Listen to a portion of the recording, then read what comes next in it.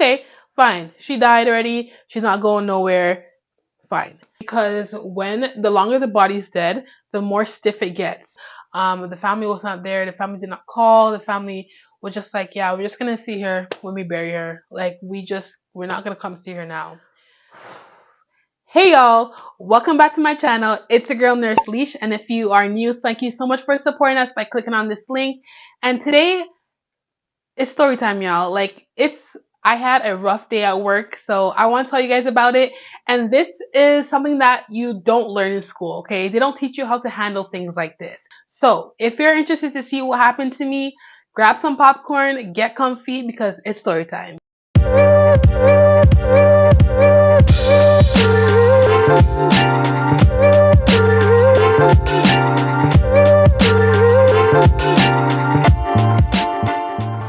So a little bit of a reference as to what I do. I am a nurse and I am currently going back to school, or currently am in school to become an RN.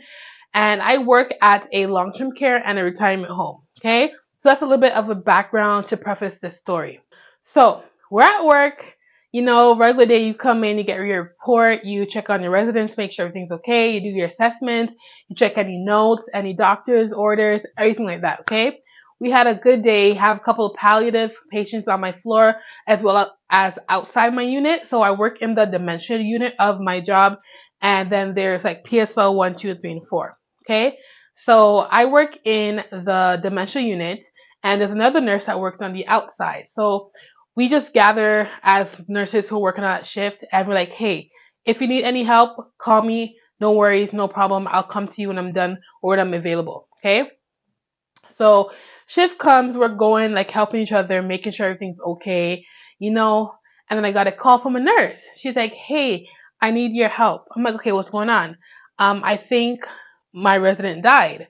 So I'm like, okay, did he do your assessments? Did he check? Because when you work in retirement home and you have a resident who is C2, the nurse is able or allowed to call the time of death. So I asked her, did you do your assessments? Did you check her apical pulse, her radial pulse, her breathing, her SATs, her blood pressure, all that stuff? She's like, yes, I just need a second nurse to confirm. I'm like, okay, this resident has been at our facility for a very long time. She is loved by everyone. Her primary HCA loves her. She's basically the one who takes care of her all the time. So when she passed away, it was a sad moment. So first things first, we went there, checked her assessments, checked her vitals, did assessment, everything, and then we pronounced her dead. Okay, it's life, it happens, right? So we called the doctor. The doctor's like, okay, yeah, I'll see her tomorrow. Sir, see her tomorrow when? She died. You know what I mean? That's number one. Nursing school does not teach you how to communicate with the doc. Well, at least it didn't teach me how to communicate with the doctors when it's a resident who has passed and you don't work in the hospital. It's easy when you work in a hospital. You just call the doctor. The doctor does the time of death. The morgue or the porters come and take the body to the morgue or to the basement of the hospital until the family members call the funeral homes, whatever. But when you work in a retirement home, the procedure is different. So I had to get used to it because when I worked in a hospital, it was easy, like I told you guys. But in a retirement home, you pronounce the patient dead, number one. Then you call the family, you notify them, number two. And then sometimes they're coming, sometimes they don't. And depending on what the family member wants you to do, you call the funeral home, three. Then you call the directors, four. It's step-by-step process. You have to follow step by step. You have to know your protocols, your policies, everything like that. Again, we pronounced her dead, call the doctor. We're like, okay, so you're not coming tonight? He's like, no. Awkward moment. Okay, fine. She died already. She's not going nowhere. Fine. So in our facility, it used to be the doctor had to sign off the transfer of body or the death certificate before the funeral home takes it. But I'm guessing since doctors don't want to come sometimes 3, 4, 5, 6 o'clock in the morning, we are able to transfer the body to the funeral home, and then doctor will go to the funeral home and then sign off the death certificate. So after we call the doctor, we call the management to let them know, hey, this resident passed away, notify the staff, notify everyone, whoever needs to be notified that she has passed away. Fine. No managers were answering the phone. The manager on call was not answering the phone. The other managers weren't answering the phone. We had to call the resident care manager on her day off on her personal cell phone. That was annoying because this was, I think, 8:30, 9 o'clock in the night. Who wants to be disturbed when you're not working, when you didn't come in that day shift, to be called at 9:30 and say, hey, a resident passed away? No. So we were kind of annoyed because there was no support. And it's crazy. Like, I'm not knocking retirement homes, but the support there is so crazy. Like, you have to dig for support. That's why I always let people know, if you need help, call me. I'm willing to help you. I'm willing to support you because I know how hard it is. One, the doctor wasn't coming in, and two, the managers weren't answering their phone. Okay, so we called the family members. Okay, we're like, hey, sorry to inform you, but your mom has passed away. Obviously, the son was crying on the phone. I'm like, we're just preparing her body now, cleaning her up, changing her clothes. Feel free to come in 20 minutes later. He said, okay, thank you for all you done. Hung up the phone. We're preparing the body. We're doing postmortem care. One thing that I did teach the other nurses, because I did work in a hospital, so I knew this, is when your patient dies, it's always good practice to get like a scarf or like a bandage and kind of keep the jaw locked, because when the longer the body's dead, the more stiff it gets. So when that jaw is not closed, it's going to be so hard to close it like that. But yeah, that's something that you want to avoid. So we're doing post-mortem care, cleaning the body, changing the diapers, getting the clothes done, cleaning the sheets and everything. So we leave the body and everyone's crying at this point. The nurse is crying, her primary HCA is crying, other HCAs are crying because, again, I told you, she's been there for a very long time and she's very loved, okay? So I'm walking down now to go back on my unit and my phone rings. So I answer the phone, I'm like, hi, it's Lisa speaking, how may I help you? So it was a family member of the deceased resident, and it was now the wife of the son. So the wife tells me that, hi, we are not coming to see her. You can send her to the funeral home. So I was taken aback because usually I'm used to family members coming. I'm not really used to people saying we're not going to come see her or him just send them off. So I was like, oh, sorry, you're not coming to see her like tonight, or are you gonna come tomorrow, or what? She's like, no, we don't want to see her because we want to remember her before she died. Now, one thing that we did learn in nursing school was not to judge. So as a human being and as a nurse, that rule often like fights each other. So as a nurse, I'm not judging, I'm talking her through it. But as a human being outside of being a nurse, I'm like, bro, she looks the same. She literally just died 30 seconds ago, right? So I was like, okay, so do you want me to call the funeral home and you guys will meet them there? Like, what's the next step that you want me to take? She's like, you could just call the funeral home. I'm like, okay, so is the son only gonna come or is no one coming whatsoever? She's like, no, the son's not coming. He was there earlier today. So I was like, oh, he was here earlier today. Okay, so I at that point I was literally taken aback. I did not understand because one, my shift started at 3 o'clock and he was here apparently after 3 o'clock. And he usually comes for about 2.5 hours.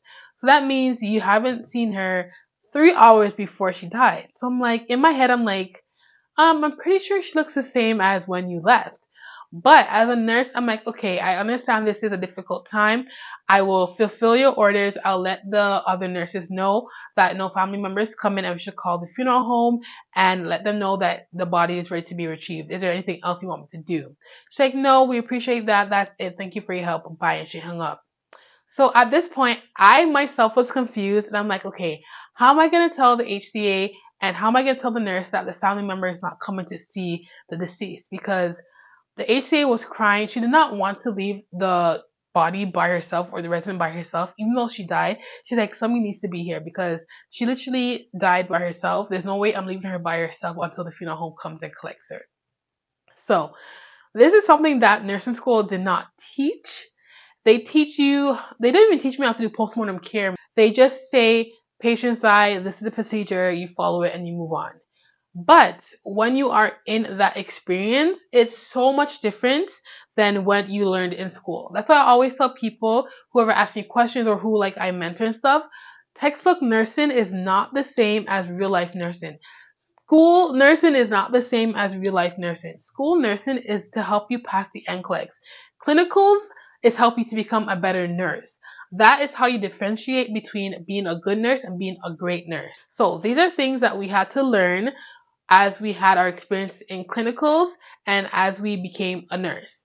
So I'm like, listen, you guys, the family member is not coming. No family members are coming to see the body. They just want us to call the funeral home and that's it. And they cried even more because like she's by herself. She died by herself and now she has no one to say their goodbyes to. No one really appreciates them. Like, listen, as a human being, I completely understand where you're coming from. But as a nurse, I cannot question, I cannot put my thoughts or impose my beliefs onto my patients or my patient's family. That is just what something I cannot do. And they didn't understand it. I'm like, listen, I completely understand because a nurse is a human being. If you want, you could stay here with the body and you could talk and you could be comforted or comfort her as well. But after that, we have to call the funeral home. So again, she started to cry even more. And you guys, my heart was so broken. I felt so bad because she was literally by herself from 5 o'clock or from 3 o'clock up until when she passed, and her family members weren't coming to see her at all.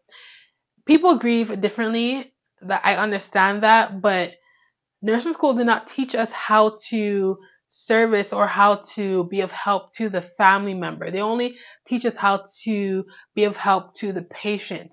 But also, we have to understand that the patient and the family member and the community is also who we take care of. We're not only strictly kept to the patient, the one who is sick. It's also the patient and the family member who is in our care, in our circle of care. So that's something that happened to me at work. So we called the funeral home. The funeral home came and collected the body. No one was there to say goodbye to her other than us staff members. The family was not there. The family did not call. The family was just like, yeah, we're just gonna see her when we bury her. Like we're not gonna come see her now. So as a nurse, I understand that a lot of people grieve differently. There is different religions, rituals, ways about grieving and going on about death. But as a human being, I have to remember that the way I grieve is not the same way that somebody else's grieve. My input at that point does not matter. Okay, it's all about what the family wants and what you can provide for the family. So let me know down in the comments below, how did you deal with your first death as a nurse, and did you have that support that you wanted, and did you actually know what you were supposed to do? Because a lot of times death is not something that is taught in entirety or thoroughly in nursing school, and it's just something that you just learn if it happens to you.